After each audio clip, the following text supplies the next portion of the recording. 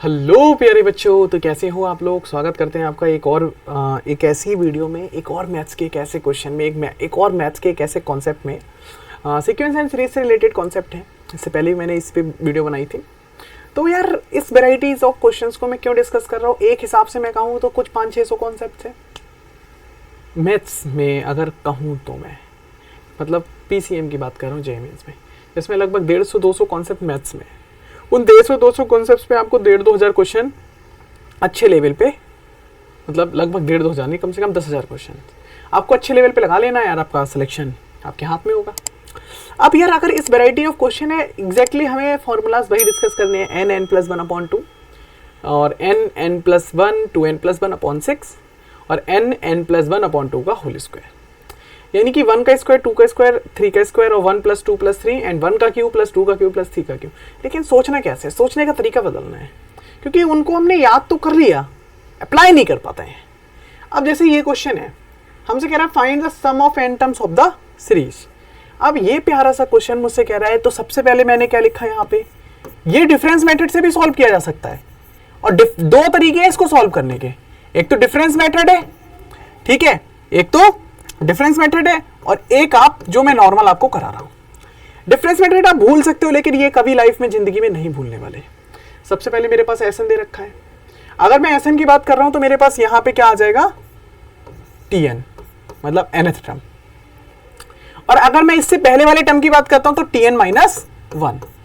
Clear हो रहा है पॉइंट? हाँ ना बोलो। अब अगर ये वाला पॉइंट क्लियर हो रहा है तो मैं अगर आपसे कहूं कि इस ही एसएन को यहां पे जो ये 2 है, इस 2 को यहां से लिखना स्टार्ट करो, क्या होगा इससे? देखना इससे होगा क्या। मैंने इस 2 को यहां से लिखना स्टार्ट किया, एक कदम पीछे से, और मेरे पास यहां पे जाके लास्ट में क्या आ जाएगा, यहां पे आ जाएगा Tn प्लस और यहां पे आ जाएगा Tn-1। आपको दिख रहा होगा Tn और Tn-1, मतलब जो स्टेप लिखा हुआ था उसी स्टेप को मैंने एक कदम पीछे से लिख दिया। ये बहुत बढ़िया तरीका है इसको सॉल्व करने का। अब मुझे क्या करना है, मुझे इन दोनों को कर देना है सब्सट्रैक्ट। या यहां से मैंने जब इसको सब्सट्रैक्ट करना स्टार्ट करूंगा मैं, तो देखना कि ये तो कैंसिल हो गया, ये हो गया 0। हाँ ना बोलो। अगर ये 0 हो गया, अब मेरे पास ये वाला साइन कितना है, 2, तो ये तो 2 मेरा ऐसे ही रहा बिल्कुल। ये मेरे पास क्या है, 5 में से 2 गया 3, 5 में से 2 गया 3, 11 में से 5 गया 6, देखना 20 में से 11 गया 9। अब आपको एक अच्छा सा पैटर्न दिखने लगा होगा, 3 6 9, और 20 के बाद हमारा जो नंबर आता, मतलब 20 में से 11 गया 9। अगर मैं देखूं 11 के बाद, मतलब 2 के बाद 3 5 और 5 के बाद 6 और 6 के बाद 9, मतलब यहाँ पे 3 फिर 6 फिर 9, तो यानी 12, 32 में से 20 क्या था, तो हमारे पास क्या था 12। क्या बात समझ में आ रही है? यानी dash dash dash dash dash, यहां पे मेरे पास क्या आ जाता, लास्ट वाला टर्म क्या आता, ये Tn-1, Tn में से Tn-1, यानी Tn-1। एक तो ये टर्म हो गया, और यहां पे क्या हो गया, माइनस का Tn। क्या बात समझ में आ रही है? यहां पे क्या हो गया मेरा, माइनस का Tn। अब ये वाला माइनस का Tn मैंने अलग से लिखा है, सुनना ध्यान से। अब अगर मेरे पास माइनस का Tn हो गया, तो क्या मैं इस वाले जो मेरा जो माइनस का Tn है, ये जो माइनस का Tn है, क्या मैं इसको इधर ले जा सकता हूं? तो मेरे पास यहां पे आ गया Tn। अब मेरे पास अगर यहां पे Tn आ गया, अगर मेरे पास यहां पे Tn आ गया, तो सोचो इसको और क्या लिख सकता हूं, ये कितना हो गया 2। अब इस वाले को मैंने ऐसे लिखा प्लस, ये 2 हो गया, ये 3 6 9 12। तो क्या इस 3 6 9 12 में जो ये वाले पोर्शंस हैं, सॉरी जो ये वाले पोर्शंस हैं, इसमें मैं 3 कॉमन ले सकता हूं, और इस वाले पूरे पोर्शन को 1 + 2 + 3 plus dash dash dash n तक लिख सकता हूं। यानी कि ये मेरा 1 2 3 + 4 + 5 + 6, ये मेरा कहां तक हो गया, n तक हो गया। यानी कि अगर मैं अब इस वाले पोर्शन को सॉल्व करूं तो ये हो गया मेरा Tn बराबर 2 + 3, इसको मैं लिख सकता हूं n और n+1/2।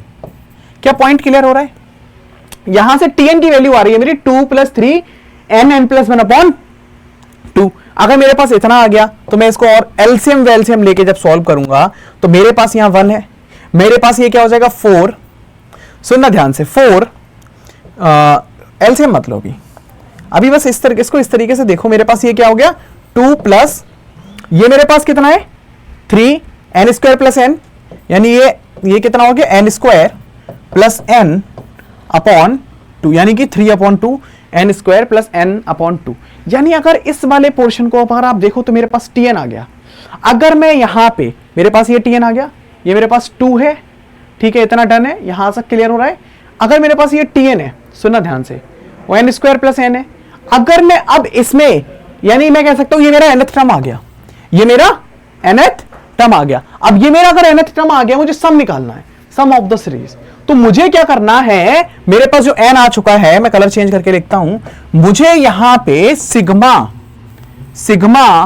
ऑफ tn की वैल्यू निकालनी है। सिग्मा ऑफ tn क्या निकालना है, सिग्मा ऑफ tn। और यहां पे मेरे पास क्या रहा है 2 plus 3/2 n square plus n, और सिग्मा ऑफ tn की मुझे वैल्यू निकालनी है। यानी अगर मैं यहां पे 2 plus 3/2 n square plus n को सॉल्व करता हूं, ये मेरे पास tn आया था, ठीक है।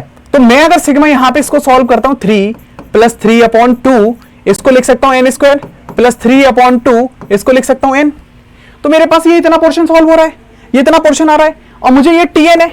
यानी कि अगर मैंने यहां पे सिग्मा लगा दिया तो यहां पे सिग्मा ऑफ 2 हो जाएगा, ठीक है। यहां पे सिग्मा ऑफ 3/2 n स्क्वायर हो जाएगा, प्लस यहां पे 3/2 n हो जाएगा, और ये सिग्मा हो गया। यानी कि मेरा जो सोल्यूशन आएगा वो मेरा यहां से बनना स्टार्ट होगा। ये मेरे पास 2 है, यानी सिग्मा ऑफ 1, और ये 2 बाहर आ गया, प्लस यहां से 3/2 बाहर आ गया, और ये हो गया sigma of n square, plus यहां से 3/2 बाहर आ गया, ये हो गया सिग्मा ऑफ n। अगर मैं इस वाले पूरे प्रोसेस को सॉल्व कर लूं, मैं इस वाले पूरे प्रोसेस को सॉल्व कर लूं, तो मुझे दिखेगा कि मेरा क्वेश्चन बहुत इजीली क्रिएट हो चुका है। अब यहां पे इसके बाद का आंसर आपको बताना है, मैं सिर्फ आपको हिंट दूंगा और आंसर को कमेंट सेक्शन में बताना है।